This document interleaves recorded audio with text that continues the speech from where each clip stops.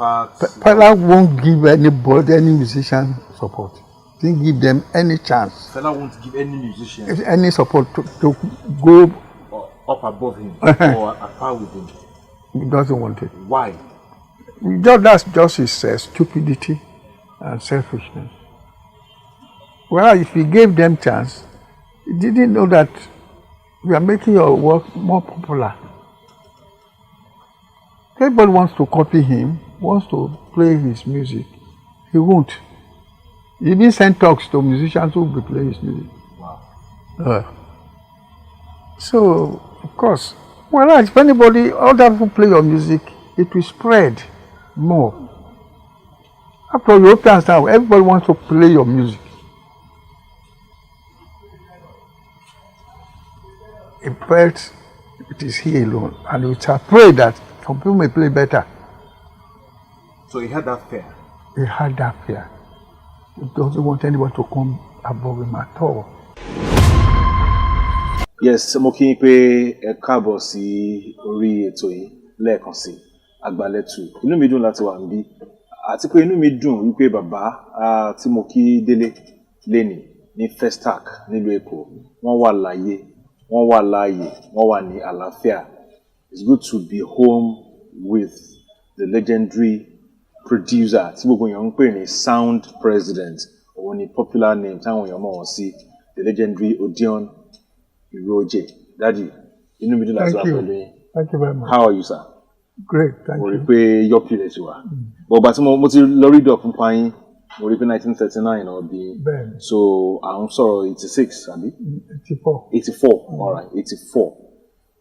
Inú mi dùn láti rí ilé ẹ̀kọ́ sí sá. Náà nǹkan tó gbé mi wá sí ìbáyìí ni pé mo fẹ́ mọ a lot of things nípa music industry, especially in the past. Then, you have contributed a lot to the Nigerian music industry. So I want to look into your contribution so that we can always celebrate you. Even when you are no longer around, we can always refer to all those things you have done. We want to always celebrate those talents you've given to us, the music you give to us. But ẹ jẹ́ ká kọ́kọ́ bẹ̀rẹ̀ pẹ̀lú ẹ̀yin gangan. Tí máa ń gbọ́ Odion, màmá ronú yín as from Edo State. Yes. Is that correct? Imbo Edo? My dad hails from Sobe.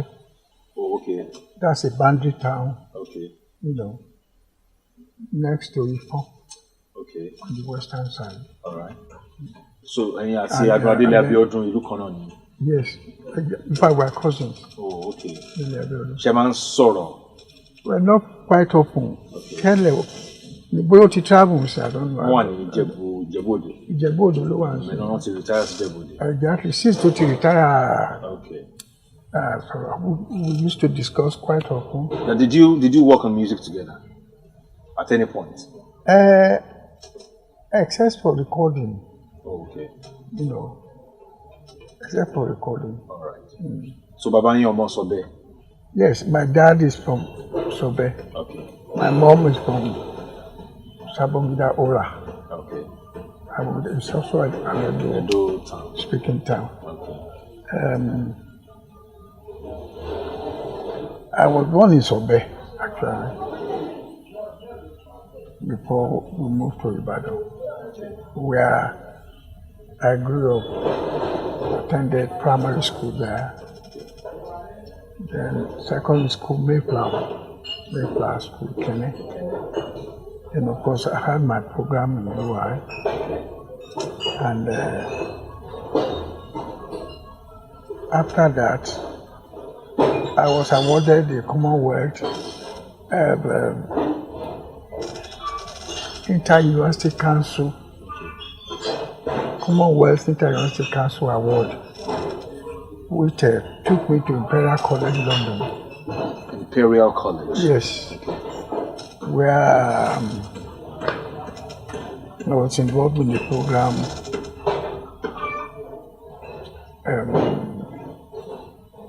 in industrial electronics and control systems, especially sound processing. Sound processing? Yeah, that's why I got to EMI. Okay. You know, I started producing. My first In fact, my first production was the Opege group. Ofege. Opege. Okay. Have you heard of them? Yes, I've heard about Ofege. Yeah. The popular track, Whistle and Go. Whistle Try and Love. That's the name of the album. Try and Love. And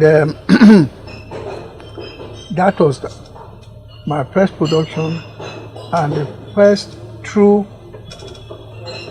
production in the true pop music idiom. That's Try and Love, which I did to Opege. Okay. So that established true pop music in this country.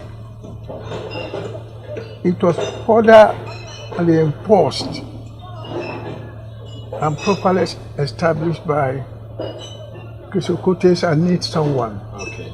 I Need Someone. Did you produce that? Yes. Oh, really? That was me. That's how we actually established pop music, proper pop music. Okay. I Need Someone by Chris Okote. And of course, after that, I had so many other artists, including Sonny Okosun, right? Johnny Hastrop, Tony Gray, Fela Anikula Kokote, when he came back from London. After doing some albums, so we what really established him in this country was the Jenkoku we did. Yes. After that, we did the Beautiful Dancer, Alujon Junkie John,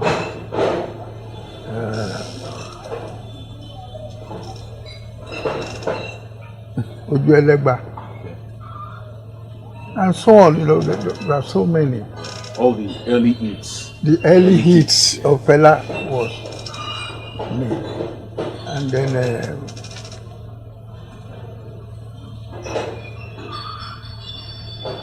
I work with Sonny Ade.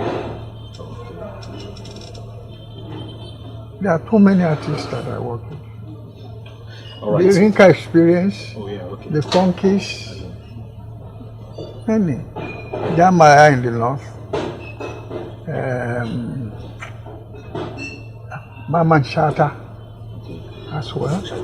Yes, from the North.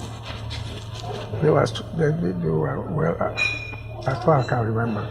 All right, sir. Now, before you started out as a producer, Shoni and Won, now I see you as a typical Ibadan boy because I was Ibadan boy. Yeah, so really, I mean that's the right description because I grew up in Ibadan.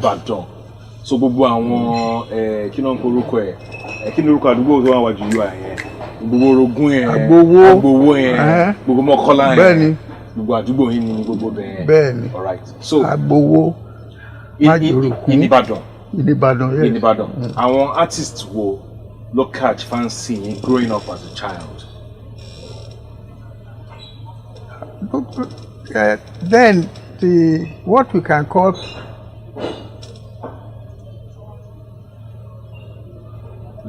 high life was a social music. High life. Yes. Okay. It has not been developed into pop music at that time, and the most popular artists that projected high life were then Rock Chicago, Victor Olaya.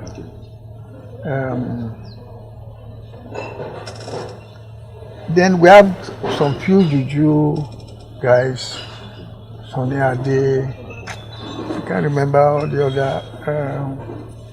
We had Sonny Ade. Akedaro. That was Baba. Akedaro. It was Akedaro before Sonny Ade anyway. And Dele Ojo. Okay. I was Dele Ojo. I was.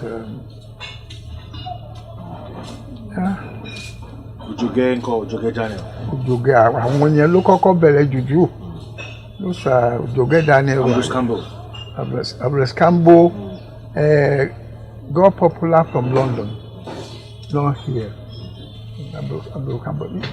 He now also introduced high life in the Western style, you know, that is more modern high life. Not the conventional Ghanaian style. Not the conventional Ghanaian style or Laya or Chicago, you know, or different. Do you have any memory of the Havana? Iti Mensa. Yeah. My parents, my father worked in the university, so we stayed in the university campus. So I'm very conversant with Havana. Havana is a festival, you know, which everybody looked up to, both students and staff, and even the compound, where people stayed. That was a fantastic festival, and everybody looked forward to it.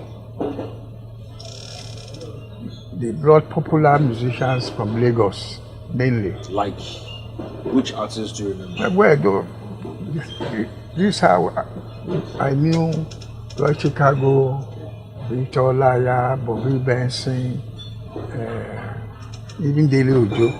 They were invited to Havana one night. Then the Ghanaian artists Iti Mensa came here, of course. Uhuru, all of them. Jerry Hansen. Yes. The Ramblers Dance Band. Mm-hmm. Ramblers, yes. Ramblers, they were there. That's how I knew them, told them live, coming from Ghana, including Iti Mensa. So we were privileged to be exposed to those, yes, like, and artists. I knew them very well. So at that time, there were no pop artists in Nigeria. Basically, we had the ballroom musicians. And, we had ballroom musicians like the Clusters. Bobby himself. But they were not really popular like Peggy established and Chris Okuti.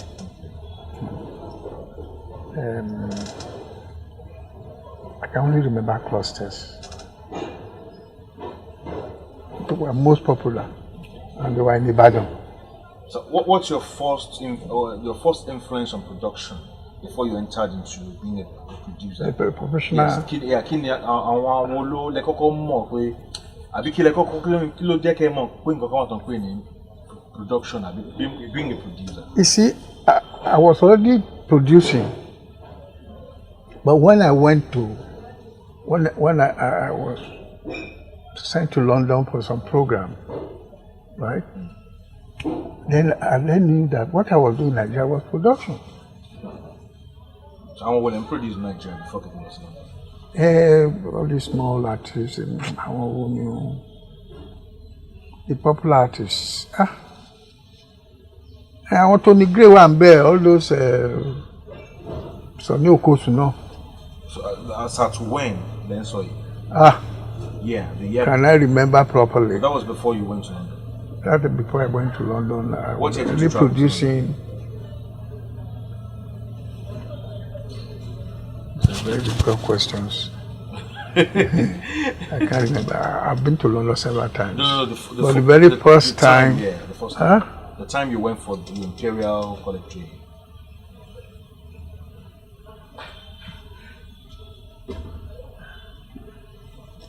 I think in the 70s. Like 72, 73? 72, 3 years. Okay. I think you knew, yes, about 72, 3. Yes, I went. And from there I joined EMI. So I joined EMI right from London. So can you remember from your records the precise year you joined? I can't say precise year. Maybe 72 or something. But Shelley, EMI. Yeah, it was in London. Our record companies born in London. I worked in London. So why did you choose EMI? Or yeah, EMI there was a lecturer, one of the staff of Imperial College, who had a friend at EMI Studios in London. He had a friend. Yeah.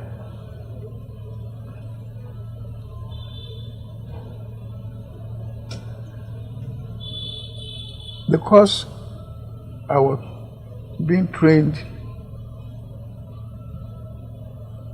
at Imperial College in industrial electronics and control systems. Then it went to speak with one of my lecturers. So they said they have a subsidiary in Nigeria that I can go and join. It's a music company.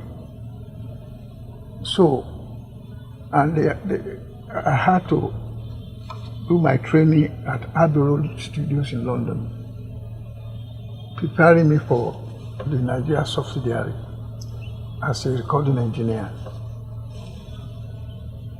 So after my training program, I came back to the country here to be a studio manager and the chief engineer. So other studio recordists were under you? No, not all the other. We had Decca. No, I mean from EMI. Of EMI. Yes, you were in charge of that department. Yes, so other recordists were under you. Yes. You were supervising them. Yes. Okay. And then there I started production. Really, when I came back from England, I started my own production. Actually, I did some in England, but my what you can call my production was when I came back and I did Opege. So Opege was the first artist you did after you came Yes, back. Yes. Now, how did you I can't believe it. How did you meet the boys as at then? How did you meet them? How did they convince you? What did you see in them? You know, when I came back, I was auditioning groups, attending parties and seeing them in the party. What were you looking for at that time? By ability. You wanted new art. Yeah, something that that is viable. See I can put money on. Creative, All right. Creativity, people that are creative, and you didn't want the usual juju. I went to a music whether competition or concert from school bands met. Okay. So I went there. I heard Opege and I found out, well, that's it. It was only Opege I picked from the festival. And when I brought them back, they were 4 boys from St. Gregory's School, Lagos. Mimi, Alade, a real major man, composer and singer was Melvin Okachi. And then I had Olumide on the keyboard. Even though their record, that first record and Love, was really developed with me and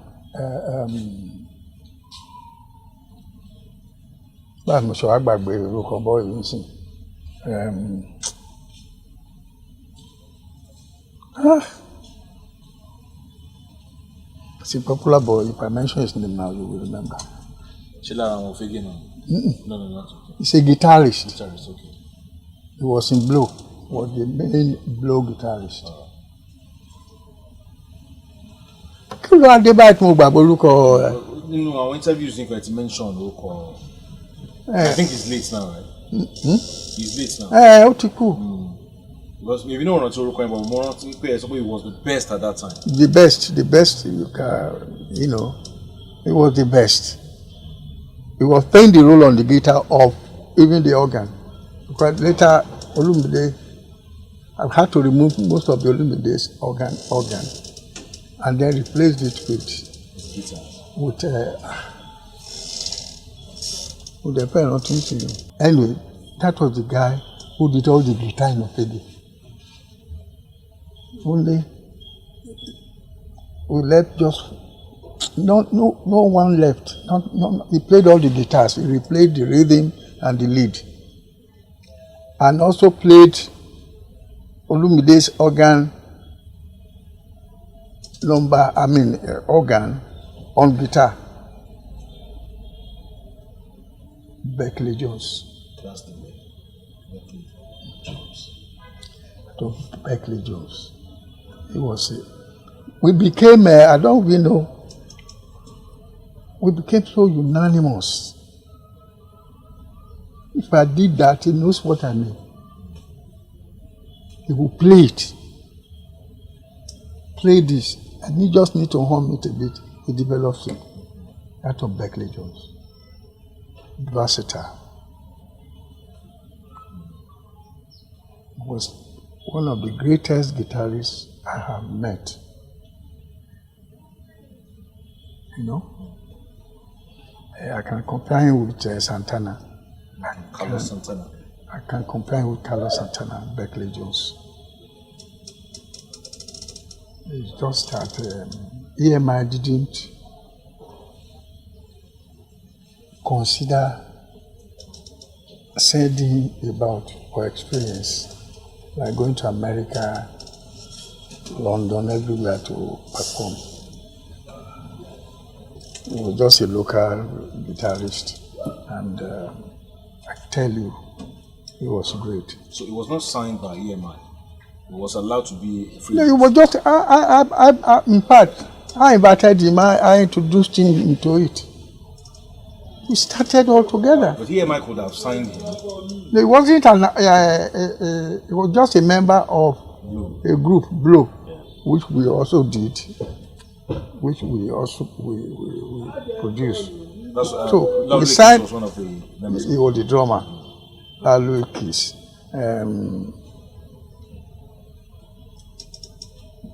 Lemmy Jackson, members of the Blue, and then Berkeley Jones and one other person. Odumotu. That's why they are Blue. Berkeley Jones B, L, Louis Kiss, Odumotu. Then he joined later. The original Blue were those three.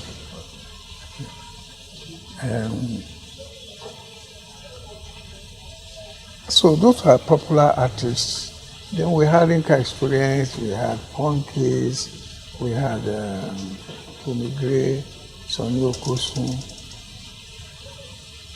then of course Kusokote. Now, how many albums did EMI record for Fege? Oh, for Fege, 2. Just 2. Did those albums become commercial hits? The 2? Yes. Yes. Commercial hits. Serious. So why didn't you sign more than 2 albums with them? Or why didn't you give them an extension? Well, some people started talking to them, this and that and that. We will buy you a band, we will do this. So they went. But they never bought them a band. That's how they perished. And so after those 2 albums, they went. Opegi went. Yes. They didn't do any other thing. They didn't do any album. They were doing with whether Decca or Phillips. Just some people were just picking them up. Majek was one of them who distracted them. Majek Fasher. Not Majek Fasher. Not Majek. Anyway, he distracted them from them. I took them to us also. And of course, they never. Now, you once told the story of the day you went to Olumide's house. I want you to repeat that story. I read it somewhere, so I want to hear from you first time. What happened was Olumide being one of the Ophidians. When we were after the first album, so after the sales, and we were to give them their royalties, right? So I personally was distributing the royalties to them. Go to their houses. So when I got to Olumide's home, the mother said, immediately I said, Mr. Iruoje. She said, Mr. Iruoje, we've been looking for you. You are disturbing our child in you are distracting him from academics. From academics in their school, this and that and that. Yes. We got, I don't know, but I have come, this is an envelope for, I'm not interested in your envelope, please. In fact, the father is not in now. We wanted to, we're looking for you. No, she said she wanted to arrest you. Yes, she was going to arrest me. That I mean, now I can't go. I'm going to arrest me. So anyway, whether you're going to arrest me or not, here you are. This is Olumide's envelope, his contribution. I mean, his for his own contribution to Opege. See, we are not interested, please. It's money.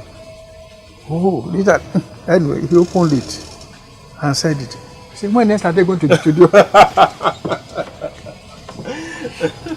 He said, Roger, when next are they going to the studio? He said, all through his father working life, the father never brought home any money like this.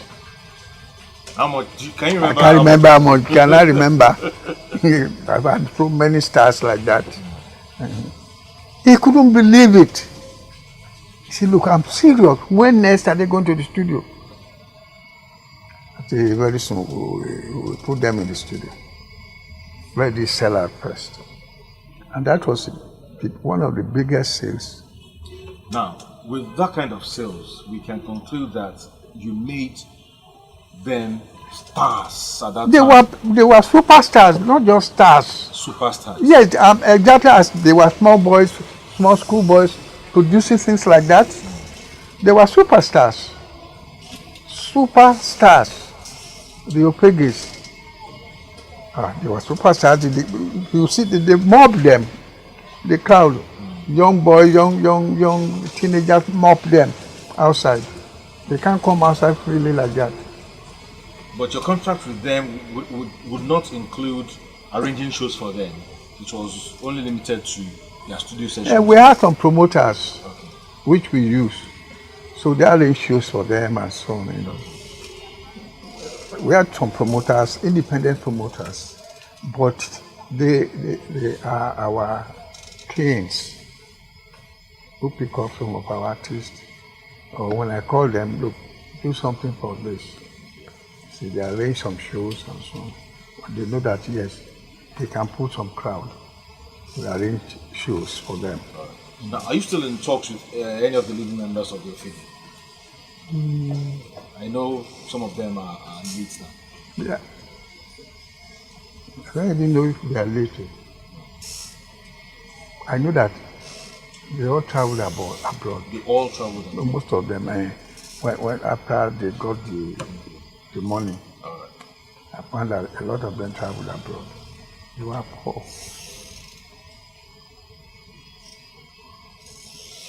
So we did the second album, but not as, it didn't sell as much as the first one.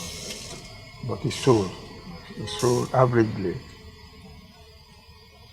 Until this magic came and started talking and so. It took them away. And that finished Opege. Now, did you do Sonny Okosun before Fela? Or Fela came before? I did Sonny Okosun before Fela. Before Fela? Yes.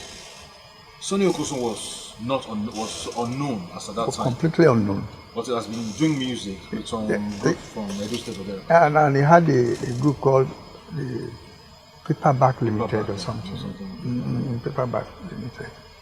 And he was the first person that I used to introduce folklore into pop music. Folklore? Yeah, folklore. Like? Storytale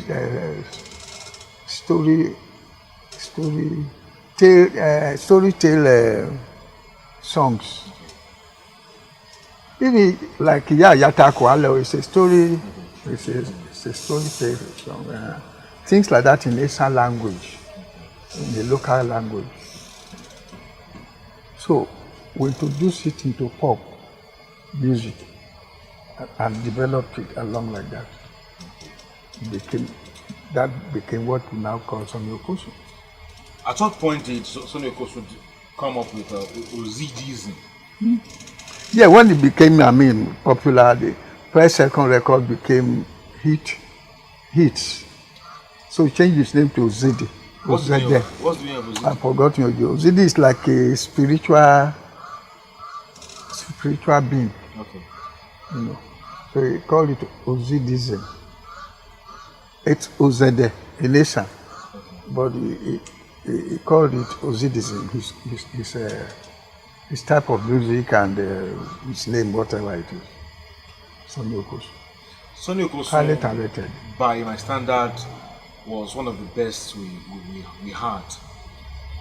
In our local culture, in folklore, our local folklores, it was the best. The best. And not only singing, he was also a performer in shows, It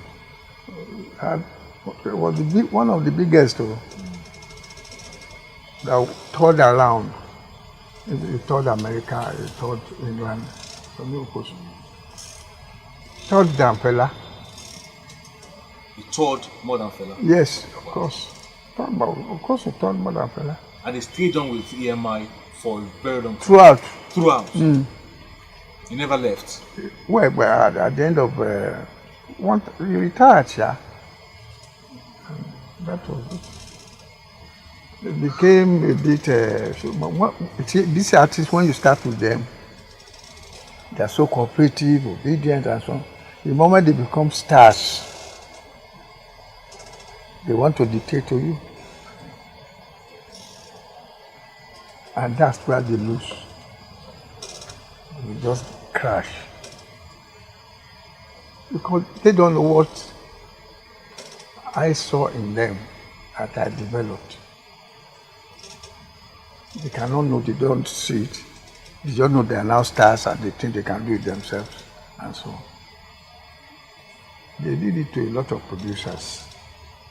But I think the ones now, well, even now, some of them are now producing themselves. That's why you don't have music company anymore. Every person will just pick some recording equipment, record himself, and put it in the internet.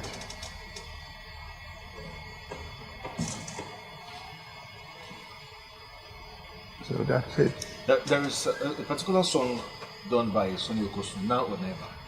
Yeah, now or never, yeah. Africa is now or never. Now or never, So yeah. the chorus line is, I don't know what he actually said. That's a language. It's not English. It's not English. No. What was he trying to say? What's the meaning of? I don't know. It's just a. You don't speak the language. It's just a slang. Okay. It's not a song. Okay. It's just a slang that it just developed. Okay. The guy who's in my, I can't remember, but all those things have gone. Then he had another hit. Mama, show me the way. Mama, teach me how to sing because I'm still a child. He's highly talented. Highly talented, of course. And I also encouraged him and made sure he was well developed. That's why we made him to tour around Europe, America. He went to the West Indies and influenced them there too. Was it the biggest artist by EMI? Was it the biggest? Yes, at that time it was the biggest. And for a long time? For a long time too.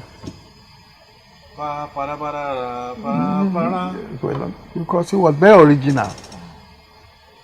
Like Blow that were doing all this English something, this and that. Then we had the Funkies. There were quite many, I can't remember them. Sonny Okosun got a gold disc award. Oh, many times. Many times? Yes. And for you to get a gold disc award, you have sold how many copies? 1 million? No, 100,000. 100,000 at that time. So 100,000 was big. It was very big there. Where will you say 100,000? It was a big thing. Big thing that time. 100,000, that was good. And he sold 100,000 many times, yes. Sonny Okosun. May so rest in peace. Amen. Mr. Nyokosu. Now let's talk about that was my boy. Your involvement with Fela's music. How did you get to meet Fela? How did you get to know Fela? Well, I knew his music. I heard his music that he did in London. Something like that. And that was the era of Kula Lobitos. Was it Kula Lobitos? I think so.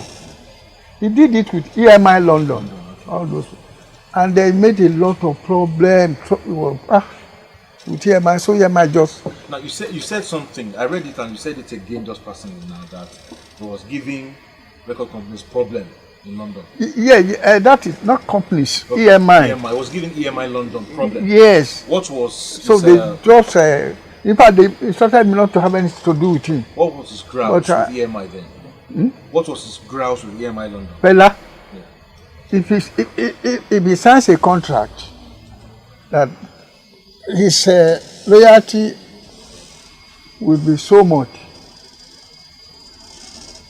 that's what he signed before going to studio. Once he goes into studio and the thing starts selling and becomes a hit, a big hit, you say, well, that music contract is not biting. It's no more. It's no more 18 naira. It's going to get 100 or 200. He will change. And at times he will pick up the master tape. That say what is contract? Contract is ordinary paper. Fela will say that. Yes. Say what is contract? That music is more than what is in that contract. And you said he will snatch. He will start the master tape now. That he was not going to release it. We have to change that. You know, maybe at times I may not be in. They will making that trouble. So when I come back, I say, well, your man has, this is what he's doing. They are taking it, that. And then I will send somebody to call him. He will come to me because he respects me. Because people rejected him, all companies. They rejected him? Yes, before he came to me. And people told him, Mr. Iruoje is going to be the worst, so he's stricter than all these things. He said that scared, it didn't scare him. So he came to me. He went to my MD and he said, no, he's not the one doing it. Go and meet Mr. Iruoje. So he brought him to me. He said, Mr. Iruoje, I said, yes. This number I want to record, I have decided that I must do it with EMI. He said that? Yes, that I will do it with you. That is why I have come here. And that was the third time he has been coming? Before I asked him to come in. Okay. You know. So he's been coming and there's been bounced from the years. They say, what brought you? What was the point? When they come to me, they say, Fela is at the attic. Get him, let him go. I mean, the record were not selling. That the one he did in England, they were not. And there was an instruction from EMI London that. Yeah, because, and he was making problem. Wanted royalty that he has not earned. So they said, look, don't have anything to do with Fela. But that came to me directly. And I've heard his music. Not too bad. But they were no hits, they were not hits. And I'll be to shrine. I know that what he's playing is very different. Live. Before Jenkoko. Mm-hmm. I know, yeah, it just started Afrobeat then, but it has not established. But I like it. I think it was a different thing. So I was coming for an audition and prepared, she has to come to Shrine. And I want to hear him natural, you know. So we played Jenkoko, played some others and so on. So we listed it and okay. That's his shrine. So when we are going to now do it, I have a special audition to play those outside the shrine, although we were in shrine during the audition, to play the list of those songs that I picked. So we played it again, and I got used to it. I said, okay. So I invited him to the studio after signing him on. So we did Jankoku. But I think Jankoku was 71. 72. 72. I think so. Okay. So we did Beautiful Dancer, Alexander Kujon, Oji Elegba, series of them. They were all hits. So it was easy for him to convince your MD. I was there. The MD didn't want to see me, but I asked them to let him in, and I called the MD. What if he decides not to go ahead with the contract after you had seen that this Jankoku would become a hit? I knew Jankoku was a viable thing, and anybody who heard it knew that was could be a hit. Anybody who heard Jankoku will know it could be a hit, and it was a brand new sound. It was different. Yes, now, that was Afrobeat. When Orlando Julius was alive, he told me when I interviewed him that he started Afrobeat. So I want to know your opinion about that, because you said what Fela brought to the table at that time was new and it was Afrobeat. That was the only type of Afrobeat. What Orlando. you were playing was High Life. Not Afrobeat. Only it was a quick High Life than the Olayas and all those things. And it had more horn sessions on it. Opera actually, it was High Life. I mean, Orlando Julius was High Life. How could it be? He only had more horn sessions. His horn style was quicker than those of the Olayas and. So what elements did he introduce to make his style different and new? His rhythm guitar. Okay. Was first time of his time.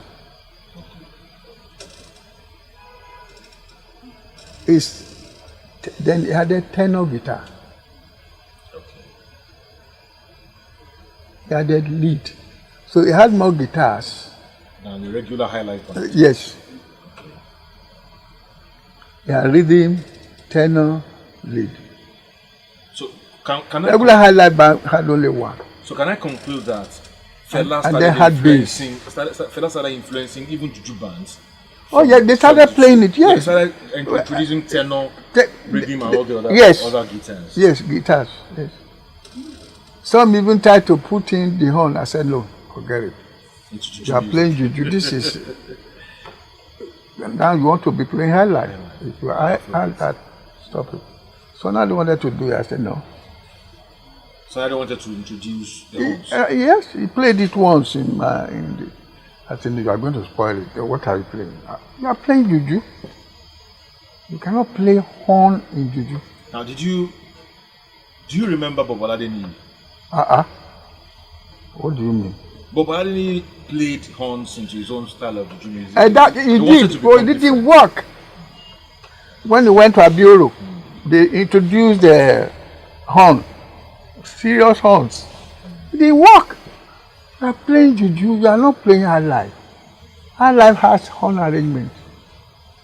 And it's a native, or it's Ghanaian native. They put high life. Horns is the key instrument.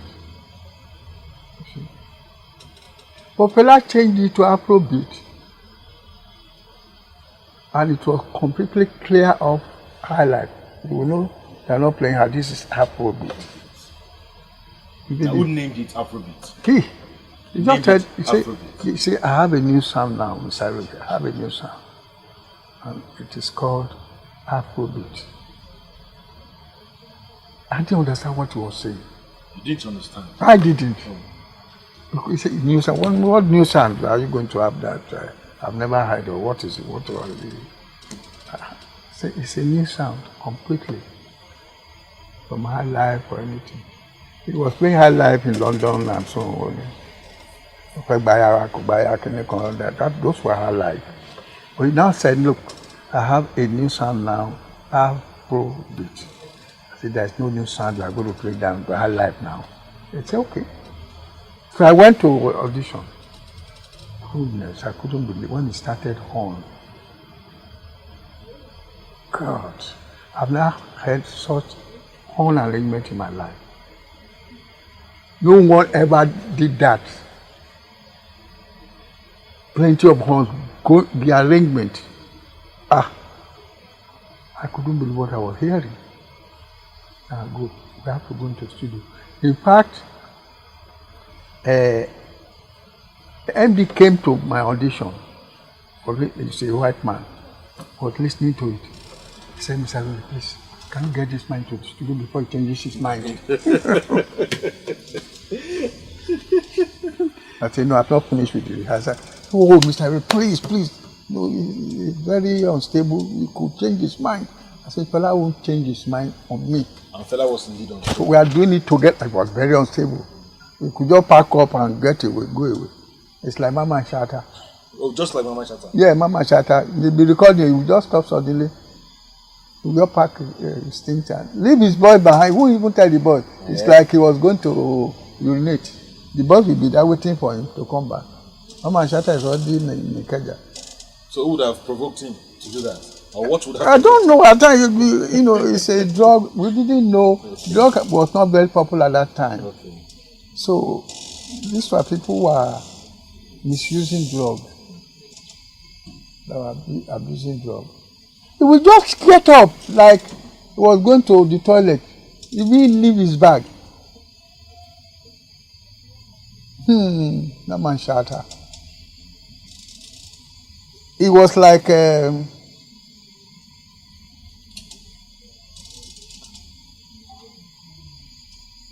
who will I? It was like Akedairo or all those things, you know. For the North. Yes. The best. The very best. Who plays their folk laws and all those things.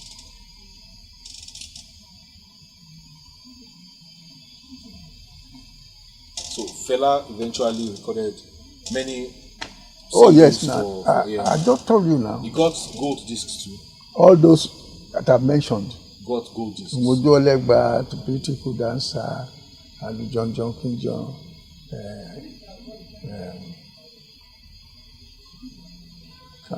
Many. Now, so will you agree with me that it's very difficult to create a new sound because it's a game of gamble?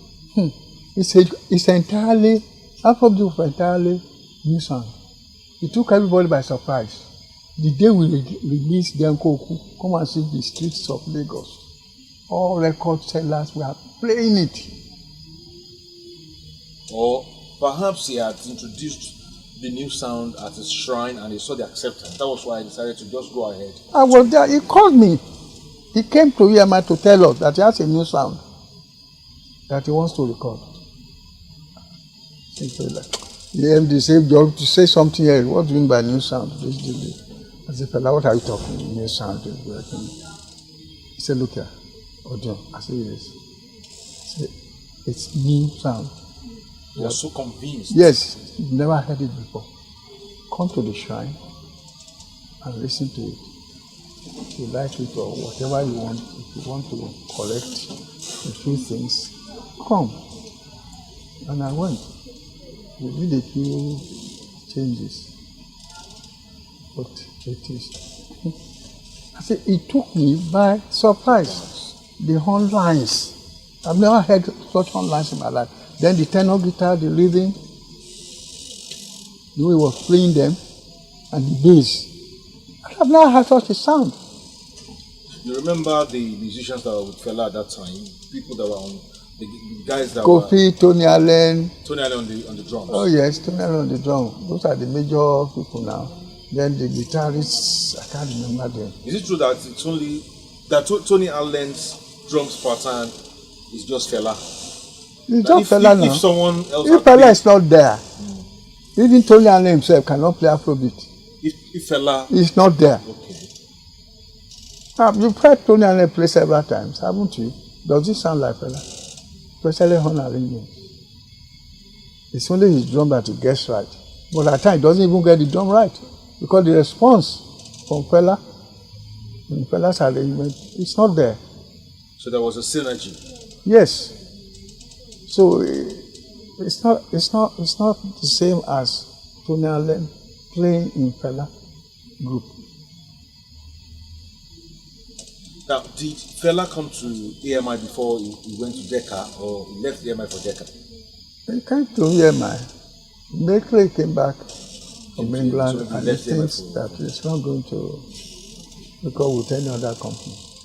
Came to us. So after he left EMI, we asked him to go and go with his. You told him to go? We even gave him his tapes. His problem was too much. So he wasn't selling. Was still making trouble? He wasn't selling anymore. So he was still making serious trouble. You signed this now. How can you say now, say, no, listen to that tape again, listen to it. Is that 18 naira? He said, yes, whether it's 18 naira or no 18 naira, when you played it to us, that's what it is. And this is what you signed as your royalty. It must be binding. But that's what you signed. You cannot double it and say, you are no more getting that. Say, listen to that sound. Is that 18 naira?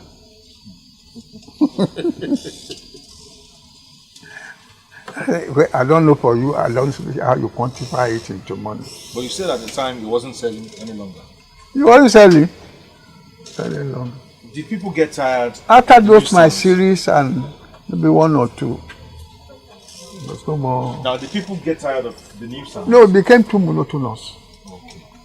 The sound? Yes, it became too monotonous. It was no more dynamic.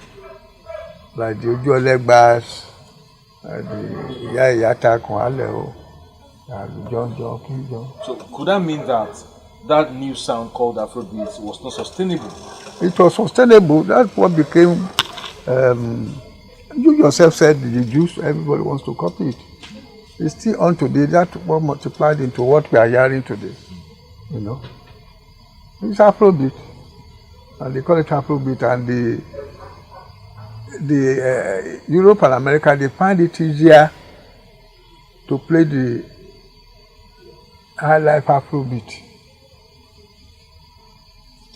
or juice Afrobeat than the real Afrobeat, because they can't arrange the horns. And we won't hear the tenor and the rhythm there. The last tenor and rhythm, they all have French. And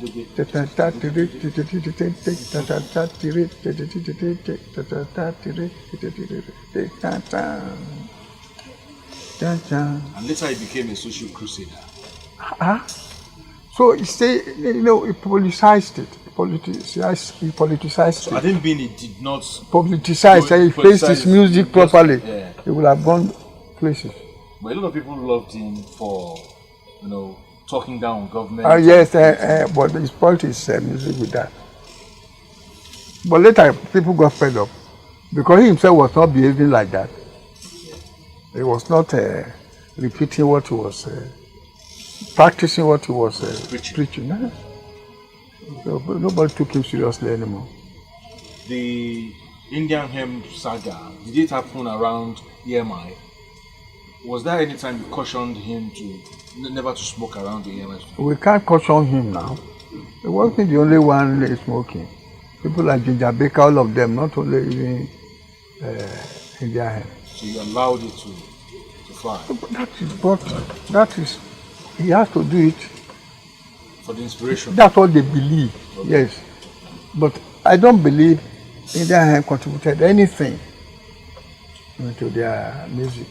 It only probably removed the shyness, you know, and gave them more energy, open up their brain for creativity, but not to be making trouble and all those things. What about Sonny Okosun? I've tried it. I've tried it behind. Occasionally, I do take it.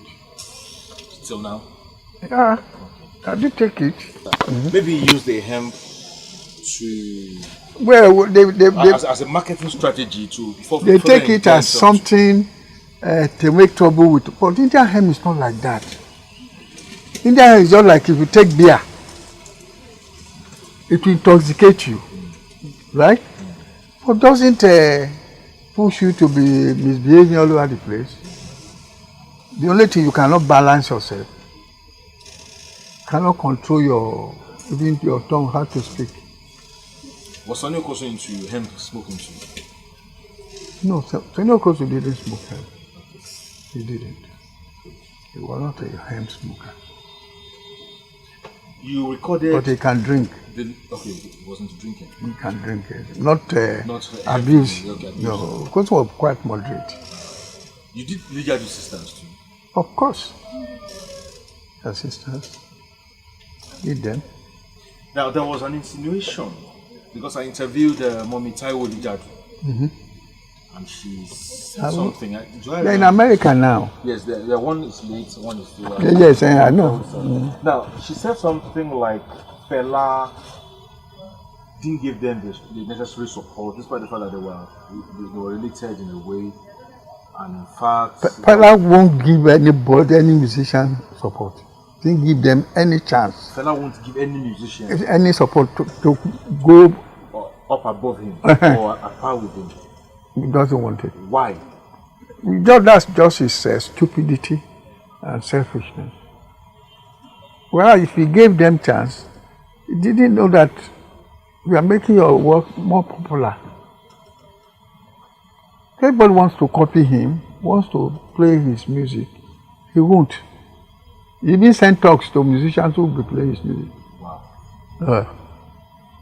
So, of course, well, if anybody, other people play your music, it will spread more. After all, Europeans now, everybody wants to play your music. In fact, it is he alone, and we shall pray that some people may play better. So he had that fear? He had that fear. He doesn't want anyone to come above him at all.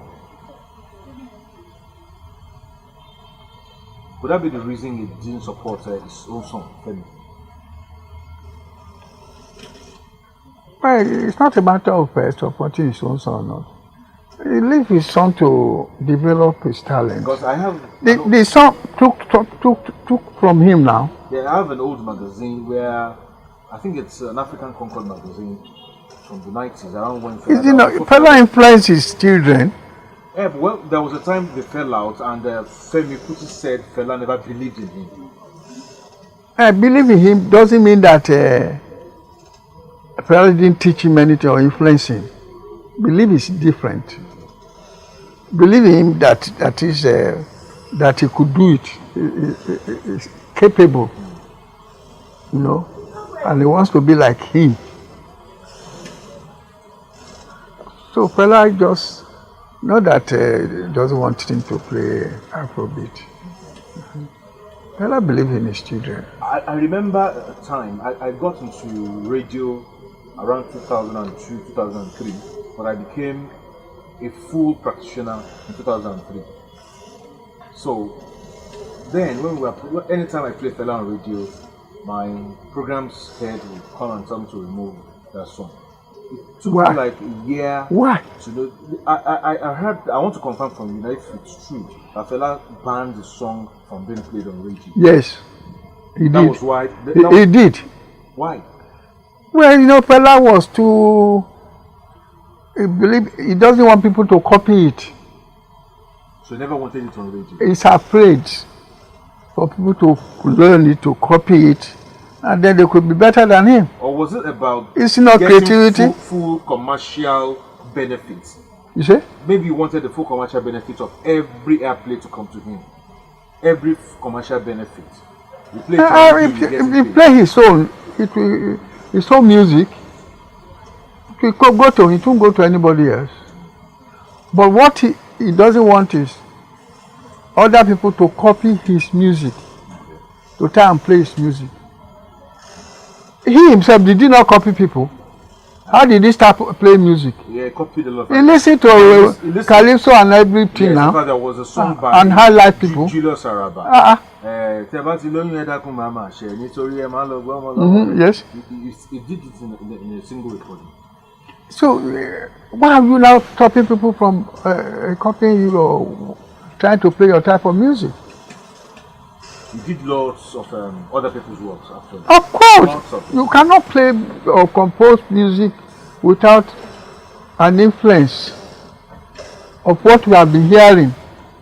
Just an influence of what you have been hearing that is making you help you to compose. It is. Yeah, away from that, sir, let's talk about the structure of recording companies. You said it just a few moments ago that there were no recording companies in Nigeria any longer. Yeah, as far as I'm concerned, which recording company do you know now? Yeah, we have labels. That's not label operators. Finish. Okay. Those are not companies. What is the structure? What should be the structure of a recording company? If we look at your days of operations, let's compare to what we have at the moment. What should be the structure? If I want to establish a recording company now, what are the departments that should be in place? First of all, you will have you start with the artist department. Artists? Yes. You talent hunt artists. Audition them. After the audition comes the studio. You get a space large enough to. That time we had groups, not solo artists as we have them now.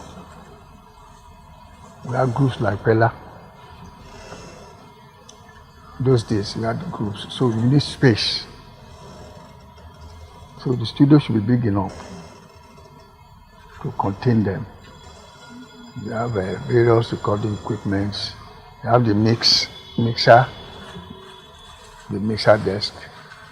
Then you have various musical instruments. You have your microphones. And then of course, space big enough for rehearsals and so on. That's all you need.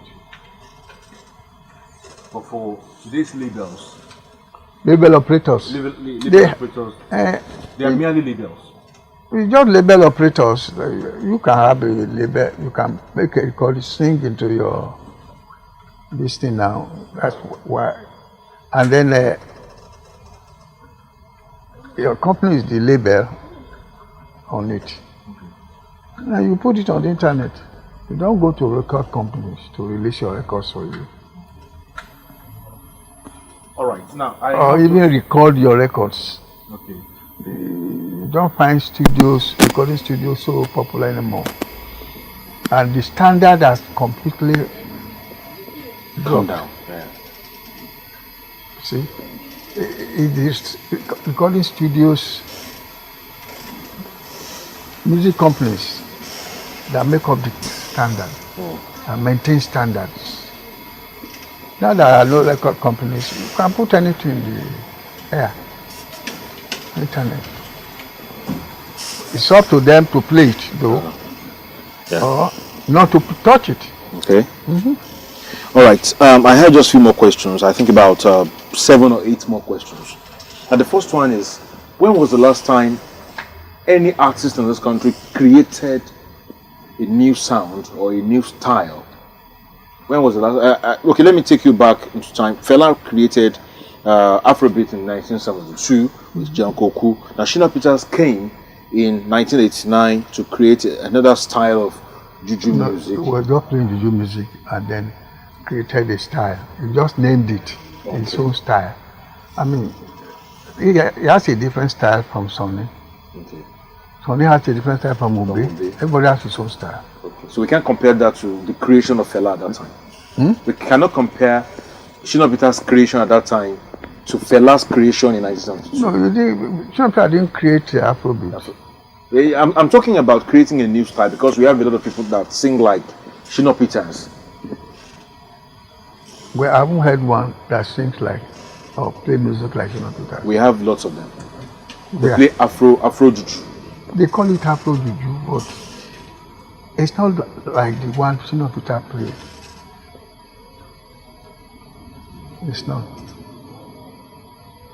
What about That's why Wale Thompson, this Dele boy, Taiwo, Yinka Best? it's just another form of Afrobeat. Afro Juju. No, don't call it Afro Juju. Because there is nothing like Afrobeat in those music. Okay. No. So Afro Juju is a subtle. Just a style. Like Sonny has his own. Okay. Obe has his own. Okay. Ojoge Daniel has his own. Okay. Akidalo has his own. It's different styles now. So Shina Peter has his own style. Now, talking about style creation again, can we say that Yinka Ayefele has a new style of Juju music? Ayefele didn't start with Juju music. It was religious music. Ayefele was singing religious music. What do you call religious music? Gospel, like that's it. It was gospel. Then gradually developed the backing. I don't know what he has developed. I can't call it Juju or whatever. But Juju is the closest thing I can call it. Okay. From the normal gospel song, backed with gospel music. Okay. The gospel backing. You know, those days, gospel backing was mainly organ and small percussions. But now he has Juju music percussion, even Fuji percussion, and laced with gospel choruses and all that. Yeah, well, that's what I'm saying. There is Fuji. Fuji is also gospel. Fuji is gospel, Muslim gospel. Yeah. That developed into pop. Yeah. That's why it's called Fuji. That's created by Sikiru Ayinde Barrister. Yeah. I would say people have been playing that before Ayinde Barrister. Some people playing it. And did they call it Fuji? Or Barrister started calling it Fuji? I don't even know who christened it. Fuji. But do you have any names at the moment in your heart of people that are playing that style of music before Barrister? And the B part of the question is... That's what I was trying to remember now. Okay. There are some people playing that Fuji before Barrister. They call it Were. Were, okay. Now I remember. Were started and developed into what they now call Fuji. Okay. You know, when the Ayinde Barrister people came in. But there was some people playing that Ayinde Barrister thing, what you call Fuji, before Ayinde Barrister. Because those people playing Were that developed into Fuji. So Barrister didn't sing Were, he just went straight to Fuji. But Barrister started with Were from interviews he had granted when he was alive. He said he started with... Were we didn't know, I didn't know him. Okay. We didn't know. He recorded for Abioro from... Abioro ni, Were ni, everybody was, that's why I told you that this thing started with Were before it developed into Fuji. They changed the name, yes. When they started adding guitar and so on, it became Were. It became Fuji. Okay. They were playing this thing into it one time. Goje. Goje came in, The Molo, and then something else. Actually, those were elements of Sakara music. The Sakara music, exactly. It was Sakara, High Life, and some other things. So maybe Barrister knew what he was saying when he said that the definition of Fuji music is elements of Sakara, Were, Fuji, High Yes, Life, now, yes. High Life, Yeah, like Juju, yes. and just everything Yes, put yes, together. yes. That's Fuji music. Yeah, but the predominant idiom was gospel. Okay. It was gospel. And that was why they would start with Arabic. Because Wele those days, they used to sing Wele in the evenings, going from door to door. Okay. They give the children money. They sing Wele for get ladies. Okay. And Wele also were songs of you can abuse people. Okay. You know, and they were sexy too. Now you recorded yourself. At the time you were an artist. You sang and recorded yourself, and you released it because I think I still have Some albums, about 2 or 3 albums. Albums. Yeah. That was around what year?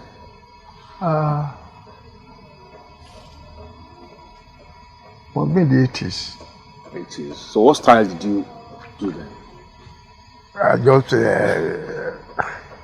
it's like Afrobeat, Juju, highlight. Okay. I can't give it a name.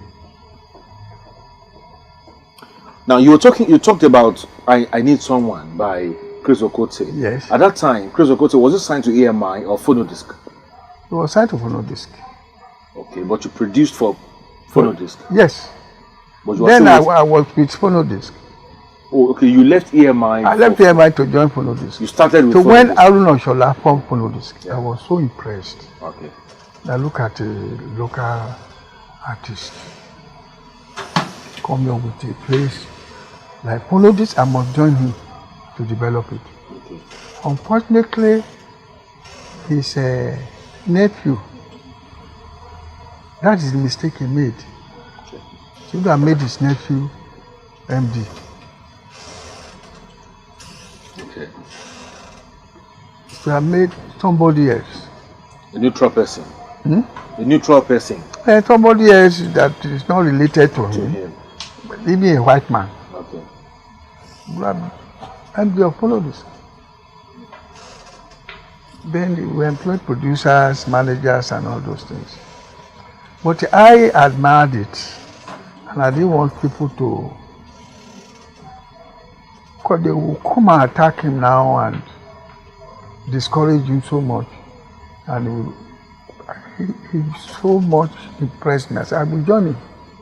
I left EMI Okay. for Phonodisc. But around 79, 80. No, I left Decca. Okay, you were with Decca. I joined Decca now at that point. Okay, you left EMI for Decca, then from Decca to To Phonodisc. Phonodisc. Okay. Because I remember around 80 or thereabout, 81, EMI was even having issues. They were having issues. I left them. When I left them, they started having serious issues. The same thing Decca, when I left Decca, they were having issues. What could be the issues with Decca then?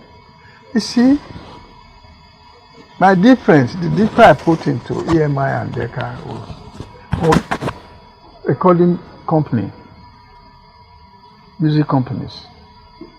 Those days, they take bribery from you to record you, Okay. whether you are good or not.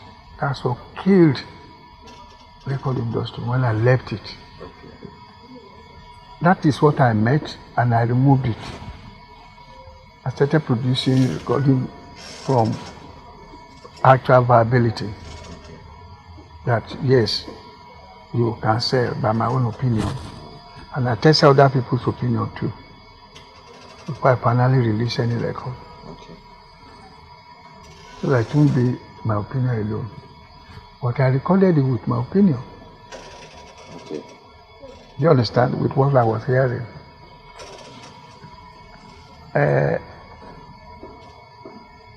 That's it. Chris Okote was an undergraduate then Yes. when you were Yeah, recording. he was at Nsuka, Nsukka, a law student.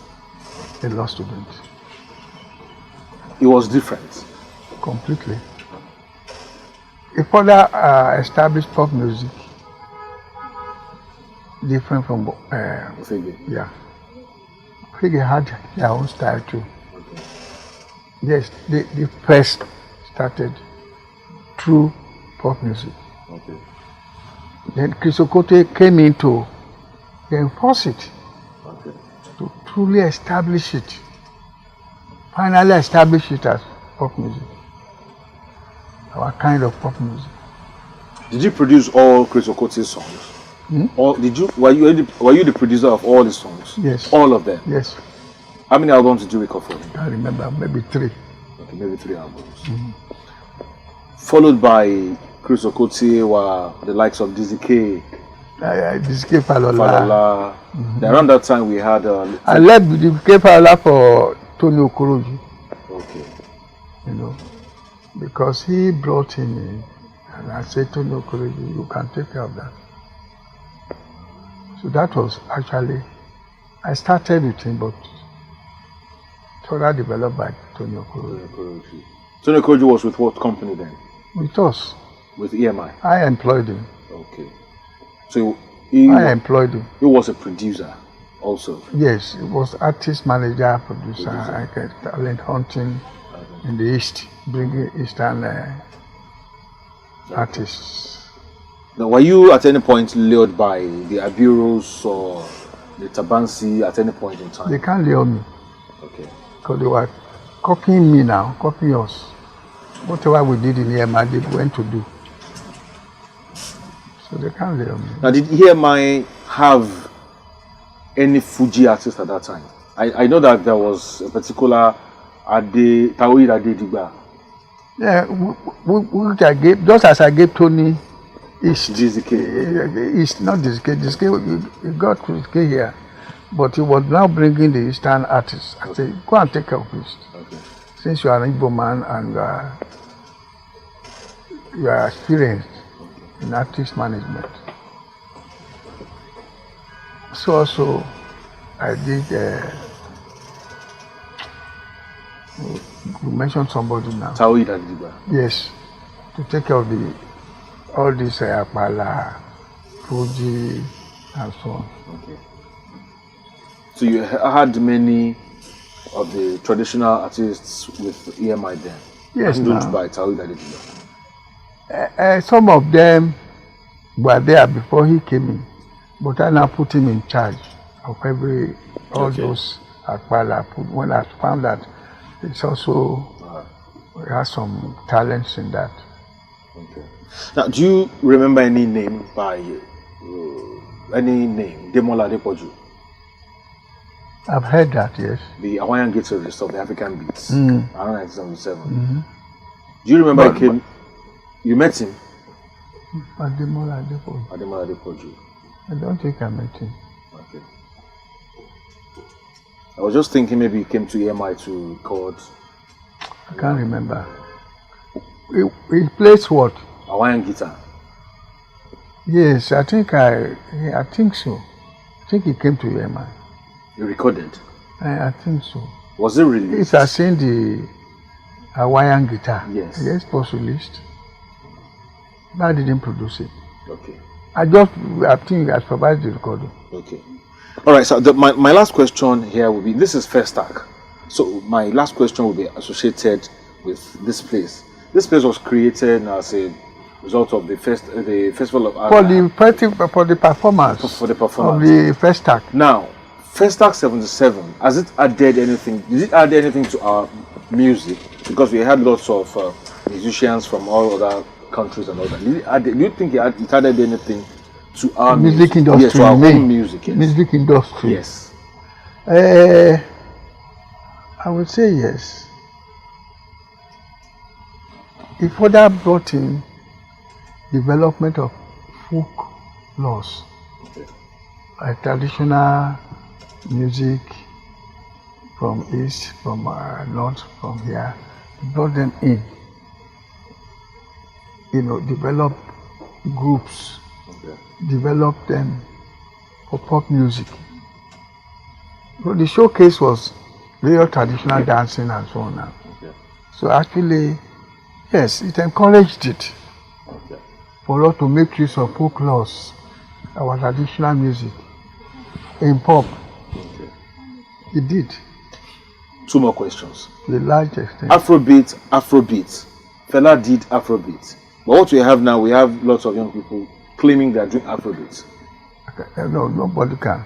I told you, the only person who was claiming was Orlando Julius. Okay.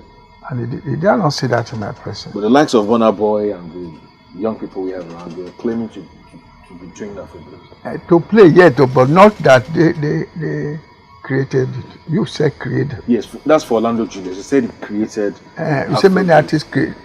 No, they are playing. They are claiming to be playing Afrobeat, but it's not. It's not Afrobeat. I told you. I said they're not playing Afrobeat. They're just playing something between high life, juju, Afrobeat. You know, that's all they are playing.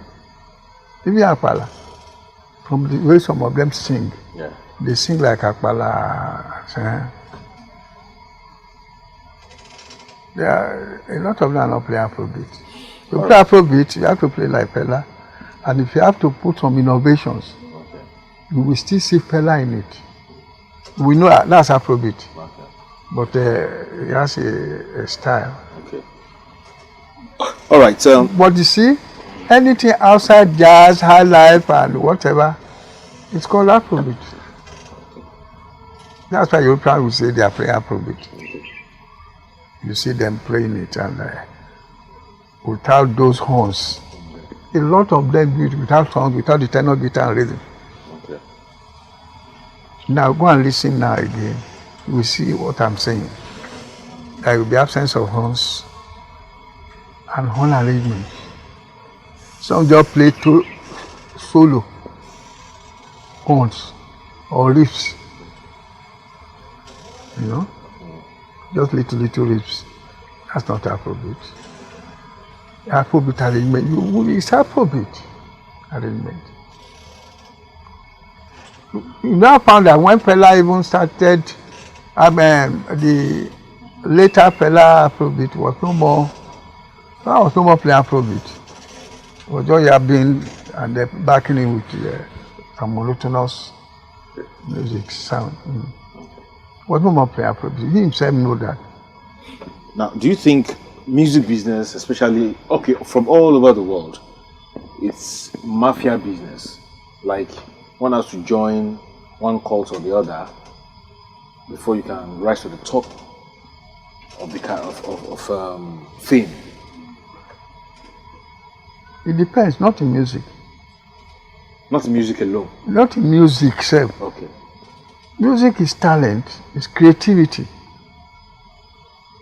which is very competitive. But you said something just now that at the time people started coming to do bribery and all that. They were to the top. Now, to get to the studio, not to the top. Okay. To get to the studio. Yes, for them now to be recorded. But now, that's what killed. So when people like me left, that's why when I left EMI, people started taking money, bribe from them, to just put them in the studio, whether it's less or not. Okay. Whereas you have to be qualified, you have to be viable for me to put you in the studio. Because that's the business. We are in this business to make money.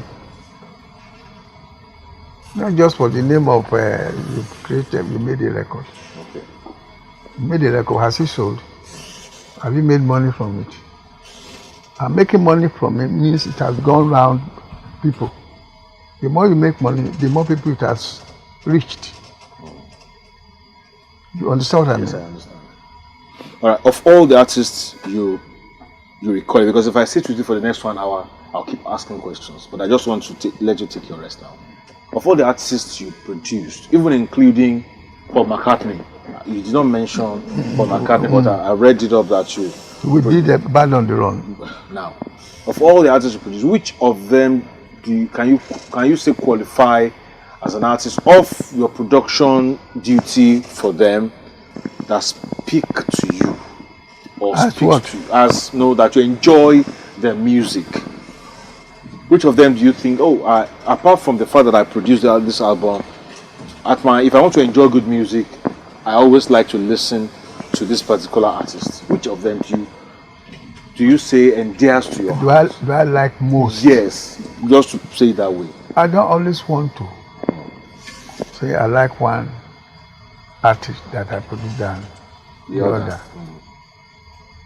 But what made me produce A is what made me produce B. That was why I said, aside your production duty for them, I did mean you did not produce them. If you listen to all those songs, which one will you say, oh, this is my type of music? This one speaks to me more. Like you, I'm sure you are. Yes, I'm sure you have your preferred artists anytime, any day. Yes. So what style of music do you enjoy? I enjoy rock music. Rock. Yes. Rock is not. Rock is alien. Rock is not Nigerian. It's not. It's Nigerian. It's Nigerian. Yes, the Onyibo man just developed it. Rock music is Nigerian. So Juju is rock. Juju is rock. Yes. How? Rock just came out of things like Juju and high life. The components of rock from Juju and high life. Are you referring to the guitar? Everything that is there now. Rock has guitar, has conga, has all that, and then singer and the movement. Juju and high life, rock, and the native music. Okay. Like Atilogu is rock. Okay. You just had no guitar in Atilogu. If I had tried it in EMI, playing Atilogu and I added rock guitar, and it matches. So the Elemure Ogunyemi of Ekiti. Elemure. Elemure is not. It's like folk law singer. What about Adedara? Adedara. I've not heard that. Adedara. Maybe I heard it and I didn't know that's from his Elisha. name. Elisha Adamo. It's called Adamo. Adamo, that's Adamo. And those are cultural music. Okay. That became social. Social music. Those are social music. Adamo, Lemure, all those are social music. They are not truly pop. Okay. So they are just social music they would play in any social naming ceremony, birthday, marriage. Those are social music. So you enjoy Juju music? I enjoy Juju music. I enjoy live. I enjoy rock. I enjoy. The only thing I'm not really. I can't say I enjoy more is jazz. Okay. All this jazz. You think it's boring? You think it's boring? No, not that it's boring. It's not just natural to me. Okay. It's foreign. Okay. Although they say jazz is from Africa, yes. Most of the elements are from our life, Juju, Atilogo. Okay. You know.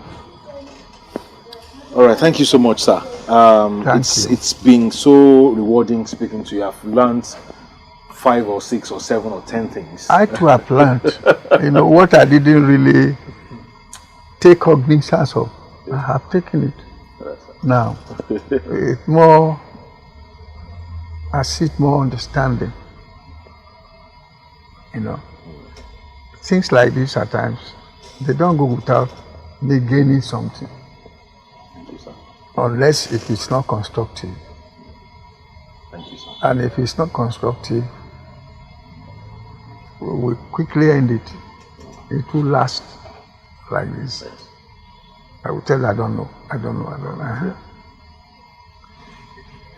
learned a lot from it. Thank you, sir. I really appreciate it. All right, so that's my time with if I say I didn't learn anything, it's a lie. Wow. It's true. You cannot go through discussions like this and you say you have not learned anything. You take part, then you are dumb. So this is not even. This is more of an interactive session. Yes, like it is. It's a discussion chat. It's not really an interview. Why did you do this? What made you do that? Okay, the connection. We're discussing music industry, music business, creativity, That's what we've been discussing here, you know, including entertainment and dancing. I have just mentioned Juju and Atilogu. Yeah. Yeah. Because one of the ways to create another style is to create a dance pattern to it. Yes, yes, yes. Ayuba did that very well. Adewale Ayuba did that. He created I a know dance. him now. Yeah. I know him now. Thank you, Baba. It's a pleasure. Good to be with you. So I've been talking to Baba Odion Iruoje, also known as the Sound. Who gave you the Sound President? Some artists Okay. started calling me some person. President of Sound. Most prominent on it is what's the name of this boy? It's a journalist. Okay. They call him some president. It's a journalist. All right. I think of Daily Times or something. Oh, okay. Those were the days where I used to have a lot of interviews. And so. Okay. If there's a new release that is from your life, come to me. How did you come about this? How can you come again? So, in the midst of that, somebody, one of them, just started calling me some president. It's not Fagbola.